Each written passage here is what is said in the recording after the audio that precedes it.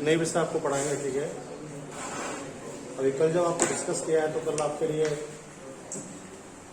Catalysis के बारे में डिस्कस किया है और आपको मैंने स्टडी कराया है कैटालाइसिस क्या होता है। दूसरा मैंने बताया कैटालाइसिस कितने तरह से होता है। तीसरा मैंने बताया कैटालाइसिस को कितने सारे सबस्टेंस कर सकते हैं, ये सारा मैंने आपको पढ़ाया। और फाइनली जब लास्ट लेक्चर में मैंने आपको बताया कि जो कैटालिस्ट है उनकी प्रॉपर्टी क्या है, तो मैंने 6-7 प्रॉपर्टी भी आपको बताई। मैंने बताया जो कैटालिस्ट है वो यूनिक टाइप के होते हैं, यानी एक कैटालिस्ट को आप लोग जो है एक ही केमिकल रिएक्शन में यूज कर सकते हैं। दूसरा मैंने आपको बताया 30 डिग्री सेंटीग्रेड पर कैटालिस्ट बहुत अच्छा वर्कआउट करते हैं, इसलिए हम लोग उसे क्या बोलते हैं, ऑप्टिमम टेम्परेचर बोलते हैं। और जो सामग्रियां होते हैं उनमें उत्प्रेरक या कैटालिस्ट जो होते हैं वो बहुत तेजी से साम्य को स्थापित कर देते हैं। इतनी सारी बात हुई है। आज एक नए विषय आपको पढ़ाएंगे और आपको बताएंगे जो कैटालिस्ट है उसका टाइप्स क्या होता है, उत्प्रेरक का प्रकार क्या है। देखिए जो उत्प्रेरक हम लोग पढ़ेंगे उन्हें हम 4 तरह से डिवाइड करने वाले हैं। जो कैटालिस्ट हम लोग पढ़ेंगे उन्हें हम 4 तरह से डिवाइड करने वाले हैं। सबसे पहला टाइप जब हम आपको पढ़ाएंगे तो पॉजिटिव कैटालिस्ट का आपको पढ़ाने वाले हैं।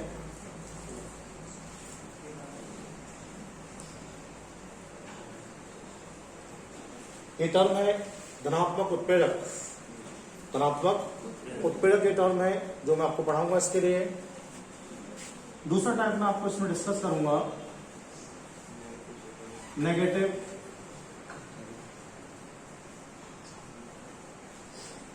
कैटालिस्ट के बारे में, और हम लोग इसे ऋणात्मक उत्प्रेरक कहते हैं। तीसरा टर्म मैं आपको डिस्कस करूंगा इसमें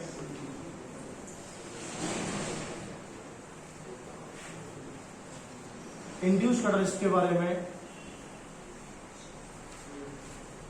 और हिंदी में हम लोग इसे कहते हैं प्रेरित उत्प्रेरक। प्रेरित उत्प्रेरक। और एक अंतिम टर्म मैं आपको डिस्कस करूंगा इसमें, फोर्थ होगा ये, और फोर्थ टर्म जो हमारे पास होगा वो होगा ऑटो कैटालिस्ट।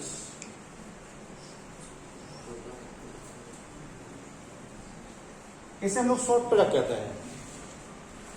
तो 4 तरह के उत्प्रेरक हमारी बुक में है एनसीईआरटी में, और 4 तरह के कैटालिस्ट को मैं आपको डिस्कस करूंगा। सबसे पहले मैं आपको बताने वाला हूं पॉजिटिव कैटालिस्ट के बारे में। दूसरा मैं आपको बताने वाला हूं नेगेटिव कैटालिस्ट के बारे में। तीसरा मैं आपको बताने वाला हूं इंड्यूस्ड के बारे में, और चौथा मैं आपको बताने वाला हूं ऑटो के बारे में। देखिए जो पॉजिटिव वाला होता है उसे हम लोग जानते हैं, जो पॉजिटिव कैटालिस्ट होते हैं उन्हें हम लोग धनात्मक उत्प्रेरक कहते हैं। जो नेगेटिव वाला होता है उसे हम ऋणात्मक कहते हैं। तो ये तो दोनों जानते ही हम लोग ऑलरेडी। वैसे इंड्यूस्ड का मीन्स क्या होता है? इंड्यूस्ड का मीन्स होता है प्रेरित करना। क्या होता है? प्रेरित करना होता है किसी के लिए। दूसरी बात आपको बताना है ऑटो के बारे में। तो ऑटो के बारे में आपको बताना है ये स्व उत्प्रेरक है, सेल्फिश कैटालिस्ट है। कैसा है? सेल्फिश कैटालिस्ट है। इस सब में बारी बारी से आज आपको पूरे लेक्चर में ही डिस्कस करने वाला हूं इन चारों के बारे में कि कैटालिस्ट कैसे फंक्शन करते हैं। देखिए सबसे पहले आपसे पॉजिटिव के बारे में बात करेंगे भाई। और जब आपसे पॉजिटिव के बारे में बात करेंगे तो बहुत सारे पॉजिटिव कैटालिस्ट मैंने कल आपको पढ़ाए थे। जैसे नंबर फर्स्ट में हम लोग बात करते हैं, कल एक रिएक्शन पढ़ाया था मैंने आपको 2KClO3, और इसे हमने हीट किया था MnO2 की प्रेजेंस में। MnO2 की प्रेजेंस में डिवाइड हो गया था 2KCl + 3O2 में। एक एग्जाम्पल कल मैंने आपको पढ़ाया था N2 + 3H2 reverse arrow 2NH3। ये Fe के बारे में आपको पढ़ाया था। एक एग्जाम्पल मैंने आपको पढ़ाया था 2SO2 + O2 reverse arrow 2SO3। इसमें चाहे तो आप PT मिला सकते हैं या फिर आप NO को भी यूज कर सकते हैं। देखिए इन तीनों केमिकल रिएक्शन को अगर हम लोग स्टडी करेंगे तो जैसे क्या है, KClO3 हमारे पास है भाई, और ये जो KClO3 हम लोग के पास है, अगर हम लोग इसे हीट कर देते हैं तो जैसे हम लोग KClO3 को हीट करते हैं तो हीट करने के बाद क्या होता है, ये KCl और O2 में चेंज होता है। शुरू में क्या होता है, शुरू में ये वाला जो रिएक्शन है थोड़ा धीमा हो रहा होता है। तो सर आपको एक एडवाइस करते हैं कि आप लोग क्या करें, इसमें MnO2 को ऐड कर दें। जैसे ही थोड़ा सा MnO2 मिलाते हैं ना, तो जैसे हम लोग MnO2 मिलाते हैं तो इस रिएक्शन का रेट होता है, इसका जो वेग होता है वो अचानक से बढ़ जाता है, अचानक से बढ़ जाता है और ये बहुत तेजी से होने लगता है। ऐसे हमारे पास लिखा हुआ है N2+3H2। नाइट्रोजन हाइड्रोजन को मैंने आपस में मिलाया है और जब नाइट्रोजन हाइड्रोजन को आपस में मिलाया है तो ये अमोनिया में चेंज हो गया है। और आपको बताना है Fe मैंने यहाँ पर यूज किया है इस प्रोसेस के अंदर और मैंने बताया जैसे हम लोग Fe को ऐड करेंगे तो Fe को ऐड करने के बाद इस रिएक्शन का रेट बढ़ जाएगा। आपको बताना है मैंने SO2 और O2 से SO3 बनाया है, प्लेटिनम को मिलाया है, ये भी इसके रेट को बढ़ा रहा है। तो आपको बताना है अगर किसी केमिकल सब्सटेंस को हम लोग केमिकल रिएक्शन में ऐड करते हैं, अब वो केमिकल सब्सटेंस कैसा होना चाहिए भाई? एक्शनल होना चाहिए। कैसा होना चाहिए? एक्शनल होना चाहिए। एक्शनल का मतलब क्या होता है? एक्शनल का मतलब होता है बाह्य पदार्थ। जैसे किसी पदार्थ को, किसी भी सब्सटेंस को एक्सटर्नल फॉर्म में हम लोग रिएक्शन में ऐड करते हैं, रिएक्शन में मिलाते हैं और वो क्या करता है, रिएक्शन में आने के बाद रिएक्शन के रेट को बढ़ा देता है। और जैसे रिएक्शन के रेट को बढ़ाएगा तो आप उसे क्या बोलने वाले हैं? Positive catalyst. Such types of chemical substance, such types of external chemical substance which are increased the rate of reaction after addition in reaction is called positive catalyst. ऐसे रासायनिक पदार्थ जो किसी भी रासायनिक क्रिया के वेग को बढ़ा देते हैं, कब? जब उन्हें रासायनिक क्रिया में मिला दिया जाता है। क्या कहलाते हैं? धनात्मक। तो सीधी सी बात है, ये सब नहीं बकवास करना है, सिर्फ कहना है सर से। सर ने पूछा पॉजिटिव क्या होते हैं तो आप बताएंगे जो रेट को इंक्रीज कर देंगे, जो रेट को इंक्रीज का मतलब वेग को बढ़ा देंगे। जो वेग को बढ़ा देंगे उन्हें क्या बोलने वाले हैं हम लोग? धनात्मक बोलने वाले हैं। समझ में आ गई बात आपको? दूसरा पार्ट क्या देखिएगा, इसमें एक हिस्सा लिखा हुआ है नेगेटिव कैटालिस्ट के बारे में। अब नेगेटिव क्या होता है?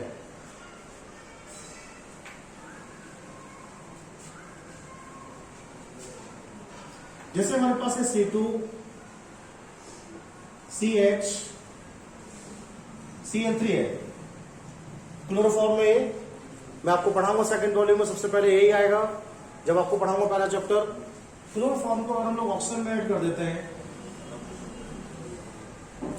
जैसे आप लोग इसे ऑक्सीजन में ऐड करेंगे तो इसमें HCl बन जाता है और एक COCl2 बन जाता है।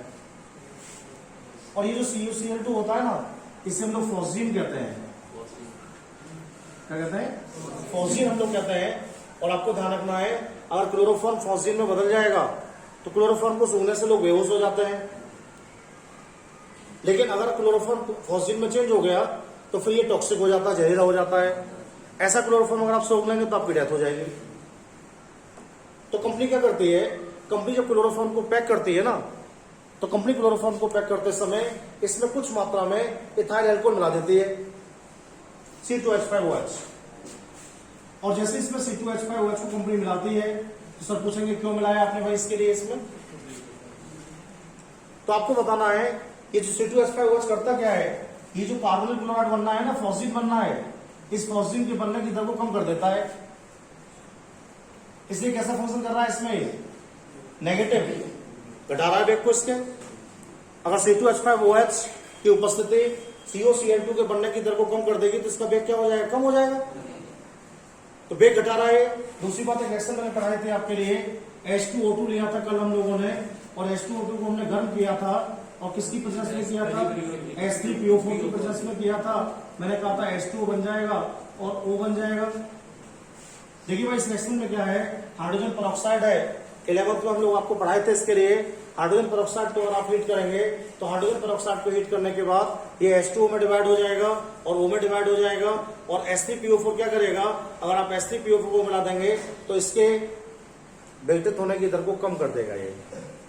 तो इसका मीन्स क्या है, कुछ केमिकल सब्सटेंस ऐसे भी होते हैं, कुछ केमिकल सब्सटेंस ऐसे भी होते हैं जो केमिकल रिएक्शन में प्रेजेंट होने के बाद, कुछ केमिकल सब्सटेंस ऐसे भी होते हैं जो केमिकल रिएक्शन में प्रेजेंट होने के बाद रासायनिक क्रिया के वेग को घटा भी सकते हैं।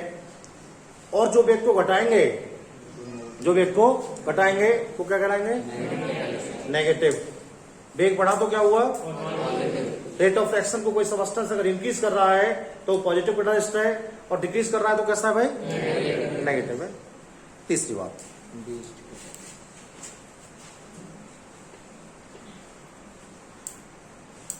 इंड्यूस्ड के बारे में आपसे बात करेंगे। बड़ा इंपोर्टेंट सवाल है, हर बार हमारे बोर्ड एग्जाम में आ रहा है। आपसे पूछा जाएगा प्रेरित उत्प्रेरक क्या होता है, एग्जाम्पल से आप इसे एक्सप्लेन कीजिएगा। What is induced catalyst, what is induced catalyst, explain it with suitable example. Induced catalyst क्या होता है, इन्हें आप एग्जाम्पल से कैसे कंफर्म करेंगे, हमसे पूछा जाएगा भाई।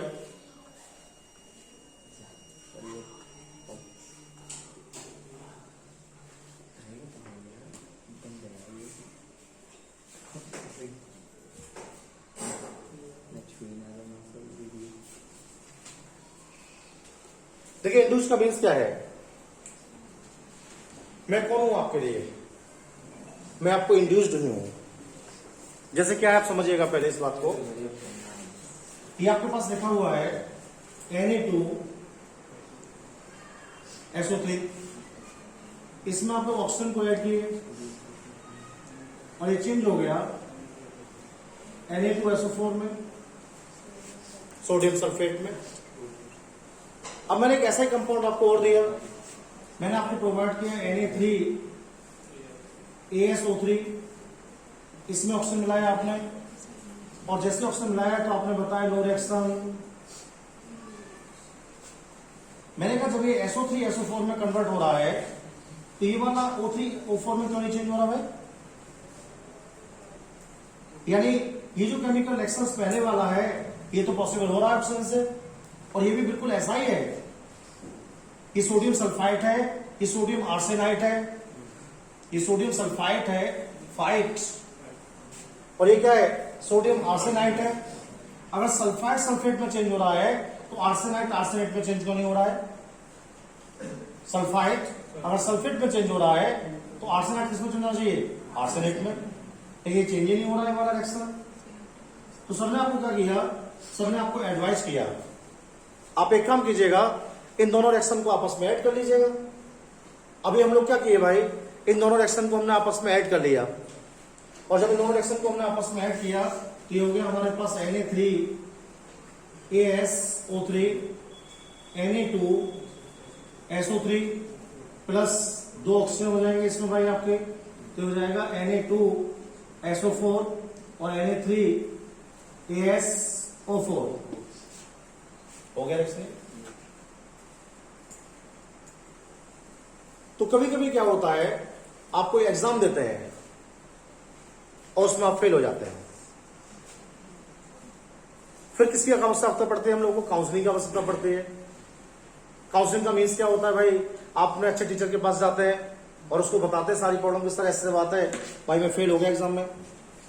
तो क्या करेगा आपको मालूम है, वो आपको इंड्यूस करता है, वो आपसे कहता है आप बहुत अच्छे स्टूडेंट्स हैं, अपनी ताकत को पहचानिए आप, you can do better and better, तुम अच्छे से भी अच्छा कर सकते हो।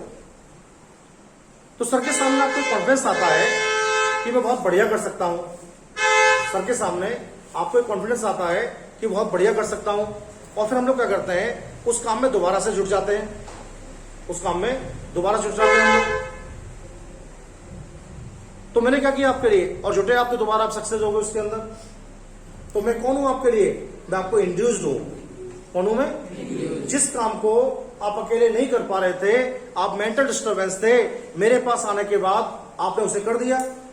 तो मैंने क्या किया, आपको प्रेरित किया, मैंने आपको मोटिवेट किया, मैंने आपको बताया कि ये काम आपकी क्षमता से बड़ा नहीं है, आप अपनी ताकत को पहचान लिएगा। तो क्या हो रहा है, ऊपर वाला जो रिएक्शन है वो मैं हूं, और नीचे वाला जो रिएक्शन है वो आप हैं, और जो बाद में हुआ है वो हम दोनों हैं। अगर कोई केमिकल रिएक्शन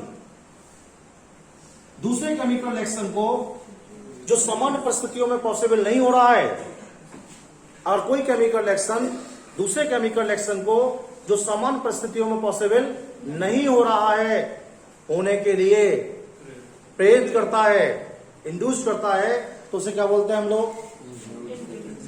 इंड्यूस्ड कैटालिस्ट। क्या बोलते हैं? इंड्यूस्ड कैटालिस्ट बोलते हैं। और बेटे हिंदी में शब्द है प्रेरित उत्प्रेरक। क्या है? प्रेरित उत्प्रेरक।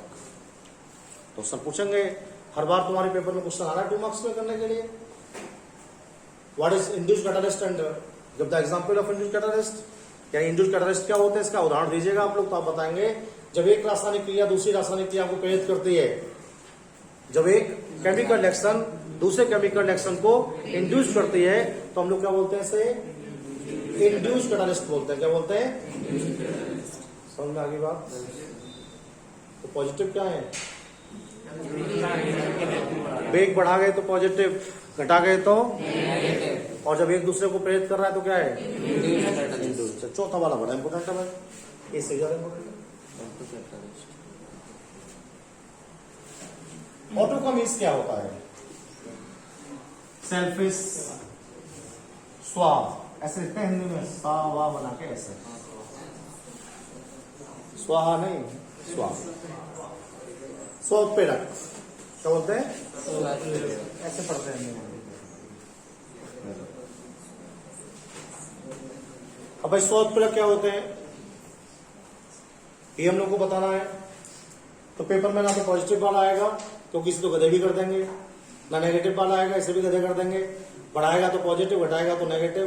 पेपर में क्या आने वाला है, ऑटो या इंड्यूस में से क्या है करने के लिए, 50% चांस इंड्यूस वाले के, 50% ऑटो वाले के। करना क्या है, एक रिएक्शन दे रहा हूं आपके लिए, ये लिखा हुआ है CH3 COO C2H5 plus H2O। इसको जैसे मिलाएंगे आप लोग तो इससे बन जाएगा CH3 COOH C2H5। ये सब सेकंड वॉल्यूम आएंगे, बहुत सारे रिएक्शन पढ़ाएंगे आपको बहुत दिन। ये फर्स्ट एग्जांपल है। दूसरा क्या है हमारे पास,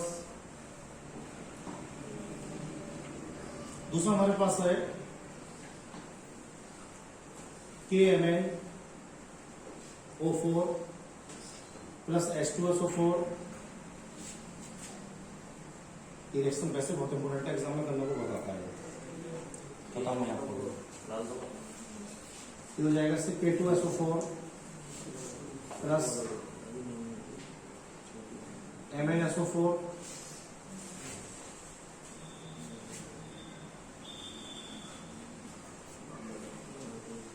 देखो भाई 2K हो जाएगा, 2K हो जाएगा, Mn 2 हो जाएंगे, 2Mn 3H2SO4 हो जाएगा, और ये हो जाएगा आपका 3H2O प्लस 5O। आपको एग्जाम में लिखना है सर, मैं आपको कैसे बता रहा हूँ।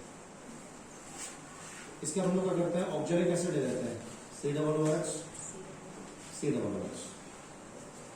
इसमें हम लोग ऑक्सीजन मिला देते हैं, और जैसे ऑक्सीजन मिलाएंगे तो क्या होगा, देखो यहाँ से 2 H के साथ चले जाएंगे, H2 बन जाएगा भाई, और CO2 बन जाएंगे 2 CO।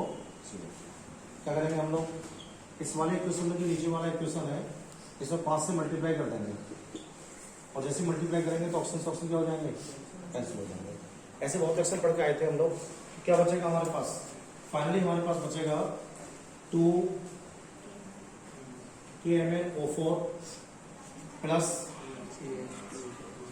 CH2SO4 प्लस, तो इसमें 5 से मल्टीप्लाई कर दिया ना, इसे भी इधर जोड़ देंगे 5 COOH और COOH। इसे ऑक्जेलिक एसिड कहते हैं, क्या कहते हैं, ऑक्जेलिक एसिड।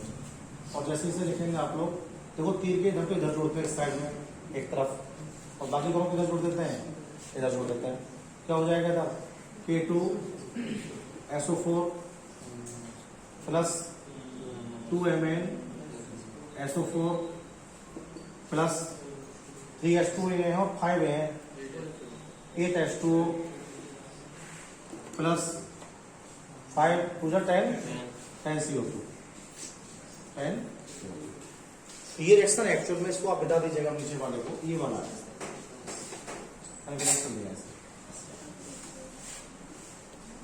ये वैसे हमारे एग्जाम में बहुत आता करने के लिए। देखिए हम लोग क्या करते हैं, ये इथाइल एसीटेट बोला जाता है, इथाइल एसीटेट। देखो ये जो फ्रूट्स होते हैं ना, हमारे फल होते हैं, उन फलों में जो सुगंध आती है आपके लिए, जैसे अपनी नोज के पास आप आते हैं तो आप कहते हैं बहुत बढ़िया स्मेल आ रही है भाई इसके अंदर। तो ये किसका होता है मालूम है, एस्टर ही होता है सभी, इथाइल एसीटेट होता है, बहुत बढ़िया है, परफ्यूम वगैरह बनते हैं इससे।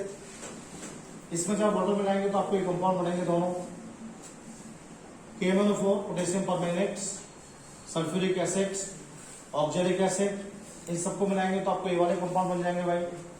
एक्चुअल में क्या होता है, जब इन पदार्थों को आपस में मिलाया जाता है ना, तो इन पदार्थों को आपस में मिलाने पर क्या होता है, शुरू में जो हमारा रिएक्शंस होता है वो बड़ा धीमे होता है और हम कुछ करते भी नहीं है। अचानक से क्या होता है, रिएक्शन की जो रेट होती है बढ़ जाती है। अचानक से रिएक्शन की जो रेट होती है वो क्या हो जाती है, बढ़ जाती है। तो इसका मीन्स क्या हुआ, ऐसे नीचे वाले रिएक्शन में हो रहा है, शुरू में बड़ा धीमे होता है और सडनली क्या होता है, इसका जो रेट होता है एकदम हाई हो जाता है। अगर कोई रासायनिक क्रिया स्टार्टिंग में स्लो हो रही है, कोई भी केमिकल रिएक्शन, और स्टार्टिंग में क्या हो रहा है भाई, स्लो हो रहा है, और सडनली क्या हो रहा है, उसका रेट बढ़ रहा है, तो पक्का समझ जाइएगा आप लोग कि आपके जो प्रोडक्ट आ रहे हैं ना, आपके जो प्रोडक्ट आ रहे हैं वाले, इनमें से कोई भी एक केमिकल सब्सटेंस इस केमिकल रिएक्शन के लिए, रासायनिक क्रिया के लिए उत्प्रेरक का काम करने लगा है। पहले वाले में कौन सा करता है मालूम है, ये वाला CH3COOH ऑटो कैटालिस्ट के अंदर, और इसमें कौन सा करता है, MnSO4 मैग्नेस सल्फेट, मैग्नेस सल्फेट, ये वाला इसमें ऑटो कैटालिस्ट है, ये वाला ऑटो कैटालिस्ट है। तो आपको बताना क्या है, अगर रासायनिक क्रिया में बना हुआ कोई उत्पाद, अगर केमिकल रिएक्शन में बना हुआ कोई प्रोडक्ट उसी केमिकल रिएक्शन के लिए किसका वर्क करने लगे, कैटालिस्ट वर्क करने लगे। रासायनिक क्रिया में बना हुआ कोई पदार्थ अगर उसी रासायनिक क्रिया के लिए किसका वर्क करने लगे, उत्प्रेरक का वर्क करने लगे, तो हम लोग क्या बोलेंगे इसे, ऑटो कैटालिस्ट। क्या बोलेंगे, ऑटो कैटालिस्ट बोलेंगे। सो उत्प्रेरक हम लोग कह सकते हैं। तो अब सर पूछेंगे आपसे भाई, how many types of catalyst, आपको बताना है भाई, 4 तरह के पढ़े हैं हम लोगों ने। एक तो हम लोग कैसे पढ़ते हैं बताओ, दूसरा, तीसरा, चौथा auto. What is positive catalyst, तो आपको बताना है जो रेट को बढ़ाएंगे, नेगेटिव रेट को इंड्यूस्ड, एक केमिकल रिएक्शन दूसरे को इंड्यूस करेगा। और ऑटो क्या होते हैं, अगर केमिकल रिएक्शन में बना हुआ कोई सब्सटेंस किसका वर्क करने लगे, कैटालिस्ट वर्क करने लगे, तो क्या बोलते हैं सब लोग, ऑटो कैटालिस्ट बोलते हैं। क्या बोलते हैं, ऑटो बोलते हैं। बोलेगा आप लोग फटाफट से, मुझे समझ आ गए, आगे बढ़े, कंफर्म बात, चलो ठीक है।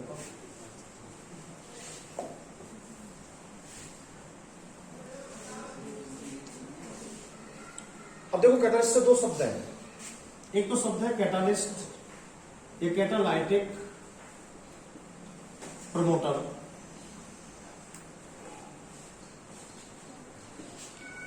इसे बोलते हैं उत्प्रेरक वर्धक, उत्प्रेरक पेपर माता करने को।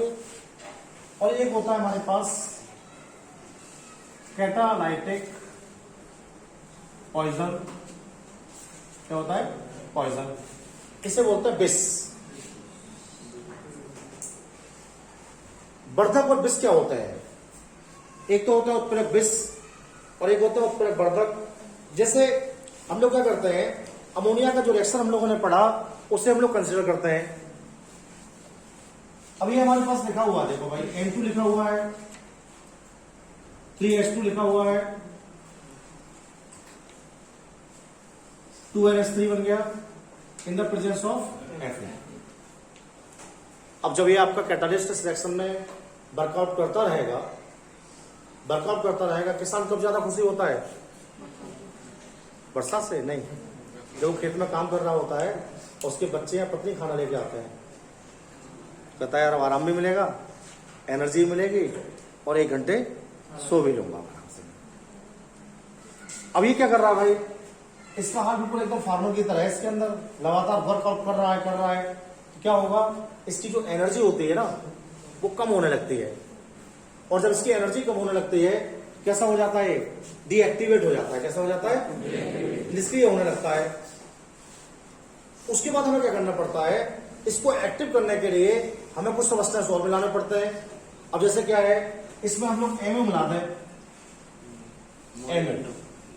मोलिब्लेडिनम कहते हैं हम लोग, इससे क्या बोलते हैं, मोलिब्लेडिनम। तो तो अगर नीचे लिखा हुआ है तीर के तो वर्धक है या विष होगा वो पक्का। उत्प्रेरक क्या होता है सदैव, उत्प्रेरक सदैव ऊपर लिखे होते हैं और नीचे जो लिखा होगा वो क्या होगा, या तो वर्धक होगा या विष होगा। अगर ये दोनों चीजें लिखी हुई हैं तो दोनों चीजें उत्प्रेरक नहीं हो सकते हैं, ये दोनों कैटलिस्ट नहीं हो सकते हैं। कौन सा कैटलिस्ट होगा, जो एरो के ऊपर लिखा होगा, तो नीचे लिखा होगा वो क्या होगा, या तो विष होगा या वर्धक होगा। अभी जो एमओ का कर रहा मालूम है, एमओ सिलेक्शन में आपका जो एफई डीएक्टिवेट हो गया है, एमओ सिलेक्शन में जो आपका एफई क्या हो गया है, डीएक्टिवेट हो गया है, उसको एक्टिवेट कर रहा है। और जो पदार्थ आपके डीएक्टिवेट कैटलिस्ट को क्या कर देते हैं, एक्टिवेट कर देते हैं। जो पदार्थ आपके डीएक्टिवेट कैटलिस्ट को क्या करते हैं, एक्टिवेट, यानी जो आपका कैटलिस्ट निष्क्रिय हो गया है उसे क्या कर रहे हैं, सक्रिय कर रहे हैं। जो पदार्थ डीएक्टिवेट को एक्टिवेट करते हैं उन्हें हम लोग क्या बोलते हैं, उत्प्रेरक वर्धक, उत्प्रेरक कैटालाइटिक प्रमोटर, कैटालाइटिक समझ में आ गई बात। ये तो उल्टा पढ़ना समझ में हो गया। इसमें क्या पढ़ेंगे, सक्रिय को एक्टिवेट को क्या करेगा, डीएक्टिवेट। अब क्या है, इसी रिएक्शन की बात कर लेते हैं हम। चलो, अगर इस रिएक्शन में एमओ की जगह हम लोग क्या करते हैं, इस रिएक्शन में एमओ की जगह हम लोग क्या करते हैं, AS2O3 मिला दें। और ध्यान रखना आप लोग, इसको याद करने की जरूरत ही नहीं है। आर्सेनिक के जितने भी कंपाउंड्स होते हैं, आर्सेनिक के जितने भी कंपाउंड्स होते हैं वो सब पॉइजन होते हैं। वो जब भी कभी रासायनिक क्रिया में आते हैं तो जो आपका कैटलिस्ट होगा उसे मार डालेंगे। क्या करते हैं, डीएक्टिवेट। क्या करते हैं, अब सर पूछेंगे आपसे भाई एमओ ना लें तो सर पूछेंगे, आप पूछेंगे क्या लेंगे सर आप, सर ने कहा मैं तो AS2O3 मिलाना चाह रहा हूं इसके अंदर। तो आप बताएंगे सर जो था बचा कुचा मामला वो भी सब गड़बड़ हो जाएगा। क्या हो जाएगा, आपका जो भी थोड़ा बहुत सक्रिय था वो भी क्या हो जाएगा, निष्क्रिय हो जाएगा। तो जो सबस्टेंस केमिकल रिएक्शन में प्रेजेंट होने के बाद, जो सबस्टेंस केमिकल रिएक्शन में प्रेजेंट होने के बाद क्या करते हैं, आपके एक्टिवेट कैटलिस्ट को क्या कर देते हैं, डीएक्टिवेट। तो दो बातें हो गई, ये हो गया एक्टिवेट को डीएक्टिवेट और ये हो गया डीएक्टिवेट को गलत हो गया, डीएक्टिवेट को एक्टिवेट और एक्टिवेट को डीएक्टिवेट। तो विष क्या है, विष क्या है, पॉइजन क्या होता है, सीधी बात है यार, जो सक्रिय को निष्क्रिय कर देंगे। वर्धक क्या होते हैं, जो निष्क्रिय को, इतनी बात तो याद रहेगी यार, रहेगी ना। तो मैंने क्या बोला आपसे, मैंने आपसे बोला है अगर कोई बाह्य पदार्थ external chemical substance chemical reaction में प्रेजेंट होने के बाद उस रिएक्शन के रेट को चेंज कर देता है तो इसे कैटालाइसिस कहते हैं। और जो सबस्टेंस इस प्रोसेस में काम करते हैं उन्हें कैटालिस्ट कहते हैं। कैटालाइसिस दो तरह से हो सकता है, एक तो होमोजीनस हो सकता है और एक हेटेरोजीनस हो सकता है। मैंने आपको बता दिया है, अगर आपका रिएक्टेंट और कैटालिस्ट दोनों की फेज कैसी होती है, एक ही जैसी होती है तो वो समांगी होता है, अलग अलग फेज होती है तो क्या होता है, विषमांगी होता है। मैंने आपको बता दिया कैटालिस्ट की प्रॉपर्टी क्या क्या होती है। सबसे पहली प्रॉपर्टी मैंने आपको बताई थी, कैटालिस्ट किसी भी केमिकल रिएक्शन को स्टार्ट कभी भी नहीं करने वाला है। दूसरी प्रॉपर्टी मैंने आपको बताई थी, कैटालिस्ट जो होता है वो यूनिक होता है, एक उत्प्रेरक को हम लोग एक ही केमिकल रिएक्शन में यूज कर सकते हैं। तीसरी बात मैंने आपको बताई थी, कैटालिस्ट किसी भी केमिकल रिएक्शन में प्रेजेंट होने के बाद रिएक्टेंट और प्रोडक्ट के मास को चेंज कभी भी नहीं कर सकता है। चौथी प्रॉपर्टी मैंने आपको बताई थी, कैटालिस्ट बारीक पिसा हुआ होगा तो उसमें एक्टिव सेंटर क्या हो जाएंगे, बढ़ जाएंगे, जिससे उसकी रिएक्टिविटी क्या हो जाएगी, बढ़ जाएगी। पांचवी प्रॉपर्टी मैंने आपको बताई थी, जैसा मिलाएंगे वैसा ही मिलने वाला है आपके लिए। अगर आपने गैस मिलाया है तो गैस आपको मिलाने वाला है, लिक्विड मिलाया है तो लिक्विड आपको मिलने वाला है, और आपने सॉल्ट मिलाया तो कैसा मिलने वाला है। लेकिन इन केस ऑफ मेटल क्या हो जाएगा, सरफेस काली पड़ जाएगी। किसकी वजह से पड़ जाएगी, फोटोइलेक्ट्रिक इफेक्ट की वजह से पड़ जाएगी, तो उससे इलेक्ट्रॉन निकलने शुरू हो जाएंगे। छठी बात मैंने आपको बताई थी, 30 डिग्री सेंटीग्रेड पर जो कैटलिस्ट होते हैं वो सबसे ज्यादा एक्टिव होते हैं और हम लोग क्या बोलते हैं, उसे ऑप्टिमम टेम्परेचर बोलते हैं। और सातवीं बात मैंने आपको बताई थी, रासायनिक क्रिया में जब भी कभी सामने आता है तो उत्प्रेरक क्या करते हैं, शाम को जल्दी से स्थापित करने में हमारी हेल्प करते हैं, यानी जो इक्विलिब्रियम होता है उसको फास्टेस्ट सेटअप करते हैं। आज मैंने आपको बताया है कैटलिस्ट कितने तरह से होते हैं, तो चार बातें मैंने आपको डिस्कस की है। सबसे पहले मैंने मैंने आपको बताया पॉजिटिव के बारे में। मैंने आपको बताया अगर किसी एक्सटर्नल सब्सटेंस को आपने केमिकल रिएक्शन में ऐड किया है और एक्सटर्नल सब्सटेंस को केमिकल रिएक्शन में ऐड करने के बाद रिएक्शन की रेट बढ़ रही है तो हम लोग उसे क्या बोलते हैं, पॉजिटिव बोलते हैं। अगर किसी एक्सटर्नल सब्सटेंस को ऐड करने के बाद रिएक्शन की रेट कम हो रही है तो उसे नेगेटिव बोलते हैं। और मैंने आपको बताया जब भी कोई केमिकल रिएक्शन दूसरे को इंड्यूस करता है तो उसे इंड्यूस बोलते हैं। और चौथा मैंने आपको बताया केमिकल रिएक्शन में बना हुआ कोई सब्सटेंस अगर सेल्फ कैटालिस्ट वर्क करने लगता है तो उसे क्या बोलते हैं, ऑटो बोलते हैं। मैंने आपको बताया जो सब्सटेंस केमिकल रिएक्शन में प्रेजेंट होने के बाद रिएक्शन के रेट को या जो कैटालिस्ट है आपका उस कैटालिस्ट को क्या कर देंगे, एक्टिवेट कर देंगे, उन्हें प्रोमोटर बोलेंगे। और जो डीएक्टिवेट कर देंगे उन्हें क्या बोलेंगे, पॉइजन बोलेंगे। बोलिए सर, समझ में आ गई बात? आगे बढ़े पक्का? किसी को प्रॉब्लम बताइए?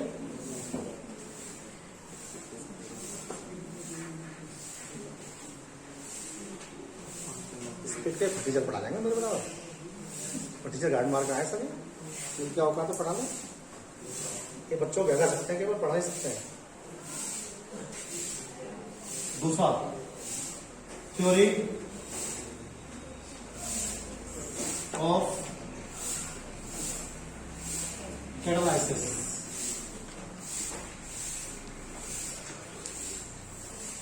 उत्प्रेरक के सिद्धांत। अब भाई उत्प्रेरक के सिद्धांत क्या क्या है, ये बात करेंगे आपसे। कैसे वर्कआउट करेगा, बहुत सारी बातें हो गई, सारा हम लोग को पता पड़ गया कि कौन सा कैटालिस्ट कैसे वर्क करने वाला है, पॉजिटिव कौन सा है, नेगेटिव कौन सा है, इंड्यूस कौन सा है। तो अब थ्योरी ऑफ कैटालिस्ट की बात आपसे होगी, उत्प्रेरक के सिद्धांत आपको पढ़ाएंगे। और दो थ्योरी हम लोग यहाँ पर आपको पढ़ाने वाले हैं। आज जब आपको डिस्कस करेंगे इस लेक्चर में तो आज आपको हम पढ़ाएंगे इंटरमीडिएट कंपाउंड थ्योरी, सबसे पहले पढ़ाएंगे।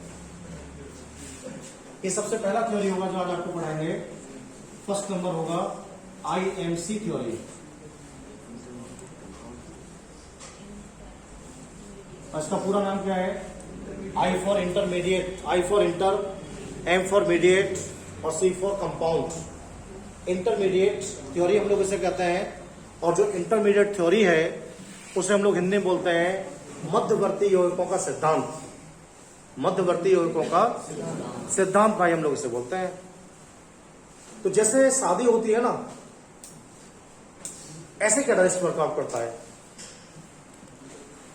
अभी तो लोग क्या करने लगे, अभी लव मैरिज हो जाता है तो बिचौलिया की आवश्यकता नहीं पड़ती है, मामला अपने आप ही आर पार हो जाता है। पहले क्या होता था, पहले जो सभ्य तरीके से शादियां हुआ करते थे उनमें एक बिचौलिया होता था, मीडिएटर। लड़की वाले को कोई इंफॉर्मेशन देनी होती थी अगर, तो वो फोन पे क्या करता था, फोन तो थाने पर चिट्ठी जाती थी, लिखता था कि सादर प्रणाम आपके लिए, मैं भगवान से उम्मीद करता हूं कि आप भी ठीक होंगे और हमारे यहाँ भी सब ठीक ठाक है, और भैया लड़की वाले से कह देना कि 5 लाख रुपए और बढ़ा दे। बिचौलिया ने चिट्ठी लिखी लड़की वाले को, उन्हें भैया लड़की वाले को 5 लाख रुपए और मांग रहा है। तो ये सारा काम क्या होता था, मीडिएटर करता था। तो जो मीडिएटर था ना, आज वो कैटालिस्ट बन गया है केमिस्ट्री में। कैसे बन गया है, अगर किसी लड़की वाले की मुलाकात किसी व्यक्ति से होती है और पहले हालचाल पूछते हैं आपस में, भाई क्या हालचाल है, उन्हें ठीक है, परिवार में सब कुशल मंगल है, उन्होंने कहा भाई कुशल मंगल है सारे लोग। तो उसने कहा भाई हमारे पास एक लड़की है शादी के लिए, आप कोई लड़का बताओ योग्य। लड़का सब योग्य मांगते हैं और लड़के योग्य 10% ही होते हैं, 90% तो नाकारे होते हैं। अब 10% किसके भाग में अच्छा आ जाए वो लड़की का भाग्य है भाई, बाकी तो 9 खराब ही आते हैं। तो ये सारी बातें होती हैं। उसके बाद क्या करता है, जो बिचौलिया होता है, जो मीडिएटर होता है हमारा, उसके पास एक रिश्ता होता है, उसके पास एक लड़की होती है और वो किसी लड़के वाले से मिलता है, अरे वो ठाकुर साहब यादव जी आपके बेटे की शादी कराएं, तो यादव जी राजी होगा, नहीं ठीक है भाई बताओ रिश्ता। अब वो लड़की वाले को लेकर आता है, सारी डेट फिक्स हो जाती है। अब आफत क्या है, कोई काम अगर लड़की वाले का खराब हो जाता है तो लड़का वाला बिचौलिया उतारता है, उन्हें यहाँ पे काम फंसवा दिया। और अगर लड़की की दुखी हो गई तो लड़की वाला बिचौलिया को फंसवाता है, और जितनी दावत सब खाता है बिचौलिया उतनी दावत खाता है, उससे कम खाता है बेचारा, लेकिन गालियां भरपूर खाता है। इसे जिंदगी में सारा काम कीजिएगा, किसी की शादी बिचौलिया मत बनिएगा, समझे ना? नहीं, लेकिन ये बनेगा भाई, अब जो आज बनाएंगे। एक्चुअल में क्या है, ये हमारे पास रिएक्टेंट है दो, A+B। समझ सकते हैं आप लोग, जो बता रहा था मैं वही कंडीशन है। और ये सी है और ये ए भी बना है। एक रिएक्शन लिखा हुआ है, ये रिएक्शन लिखा हुआ है ए बी से, हम लोग ए बी बना रहे हैं और सी क्या इसमें कैटालिस्ट है। तो क्या करेगा मालूम है, ये दोनों अपना आप नहीं मिल पाएंगे सीधे सीधे, ये मिलाएगा इन्हें। इसकी मुलाकात किससे हो गई, ए वाले से हो गई, ए प्लस सी, ये बन गया ए सी। और ये क्या है, ये है मीडिएटर प्लस लड़की वाला,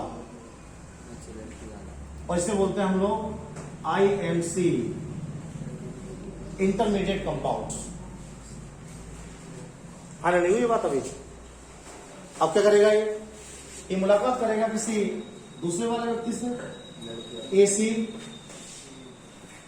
और बी से मुलाकात होगी इसकी बॉयज वाले से, क्या हो गया भाई, AB प्लस सी। तुम दोनों मिलो और हमारा काम खत्म। तो क्या होता है IMC में, जो हमारा कैटालिस्ट है वो किसी रिएक्टेंट से क्या करता है, क्रिया कर जाता है, और जो हमारा कैटालिस्ट रिएक्टेंट से क्रिया करता है तो क्या बन जाता है, उससे जो कंपाउंड बनता है उसे क्या बोलते हैं, IMC कंपाउंड बोलते हैं। क्या बोलते हैं, IMC कंपाउंड बोलते हैं। और जो IMC कंपाउंड होता है वो दूसरे रिएक्टेंट से क्रिया कर जाता है। किससे कर जाता है, दूसरे से क्रिया कर जाता है। तो क्या बन जाता है, प्रोडक्ट बन जाता है इसके अंदर, और कैटालिस्ट क्या हो जाता है, फ्री हो जाता है। इसे हम लोग बोलते हैं इंटरमीडिएट कंपाउंड थ्योरी। अब मैं एक सिंपल एग्जांपल आपको समझाता हूं इसके लिए। तो जैसे हमारे पास क्या लिखा हुआ है भाई, जैसे हमारे पास लिखा हुआ है SO2 प्लस O, NO इसमें कैटालिस्ट है भाई, नाइट्रिक ऑक्साइड, और ये बनना है SO3। कैसे वर्क करेगा, NO क्या करेगा, इन दोनों में से किससे रिएक्ट हो जाएगा, O से करा लेते हैं, सबसे सिंपल रहेगा। NO को जब हम लोग O में मिला देंगे क्या बन जाएगा भाई, NO2। कैसा कंपाउंड हो गया, इंटरमीडिएट। कैसा कंपाउंड हो गया, इंटरमीडिएट कंपाउंड हो गया। और जो हमारे पास भाई NO2 बना है इसे मिला देंगे SO3 में, तो क्या करेगा SO2, इससे ऑक्सीजन ले लेगा, इसे SO3 में चेंज कर देगा और फ्री हो जाएगा खुद। क्या हो जाएगा, फ्री। तो ये क्या हो गया, प्रोडक्ट हो गया हमारा। लेकिन सवाल ये था कि अगर रिएक्टेंट की मात्रा 2 से ज्यादा होगी तो कैसे होगा मामला, वो सीधी बात समझ लीजिएगा आप लोग। अगर ऐसा हो जाए किसी रिएक्टेंट में, जैसे यहाँ तो A और B है तो काम चल रहा है, और कहीं ऐसा हो जाए कि A, B और तीसरा वाला भी आ जाए C और D हो जाए कैटालिस्ट, तो करोगे फेल नहीं, फेल नहीं करें। चलो वो वीडियो बनना है, इसमें बात नहीं करेंगे ज्यादा हम लोग, बाद में बताएंगे आपके बाद। तो ये क्या करेगा, ये सब फेल हो जाएगा। तो क्या मालूम है, कुछ लिमिटेड रिएक्शंस हैं जो बहुत ऐसे रिएक्शंस हैं, कम रिएक्शन हमारी केमिस्ट्री में जिन पर IMC एप्लीकेबल होती है। एप्लीकेबल उन्हीं पर होती है, उन्हीं पर लागू होती है जिनमें 2 रिएक्टेंट होते हैं केवल। कितने होते हैं, 2। रिएक्टेंट का नंबर जब बढ़ने लगता है ना तो फिर ये कंसेप्ट उसको फॉलो नहीं करता है। इसके लिए आपको एक नया कंसेप्ट पढ़ाएंगे, ठीक है, एडसॉर्प्शन थ्योरी आपको पढ़ाएंगे। क्या पढ़ाएंगे, एडसॉर्प्शन थ्योरी आपको पढ़ाएंगे। अवशोषण सिद्धांत हम लोग कहते हैं, उसे क्या कहते हैं,